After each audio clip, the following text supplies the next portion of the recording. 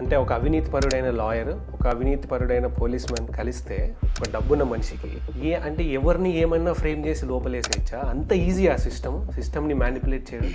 మరి ఒక కామన్ మ్యాన్గా ఇప్పుడు ఒక ఇష్యూ ఎవరో ఫేస్ చేస్తున్నారు అనుకోండి, వాళ్ళకి ఎట్లా తెలవాలి, ఎట్లా పసిగట్టాలి ఆ లాయర్ అమ్ముడు పోయినాడు అని? అట్లాంటిది ఒక ఎగ్జాంపుల్ అనుకోండి. ఇది ఒక టాలీవుడ్లో ఒక ఫ్యామిలీ పైన ప్రతి మెంబర్ పైన వాళ్ళ పైన ట్రోలింగ్ జరుగుతూ ఉంటుంది. నేను నేమ్ తేను, బట్ అందరికీ అర్థమైపోతుంది. అవును, ఇక్కడ నీ ఎక్స్ప్రెషన్ సరిగా పలకలేదు అనడానికి ఆ ఏంద్ర ఎక్స్ప్రెషన్ కుక్కలాగా చాలా తేడా ఉంది. కుక్కలాగా దానికి పడుతుంది డెఫినెట్ కదా.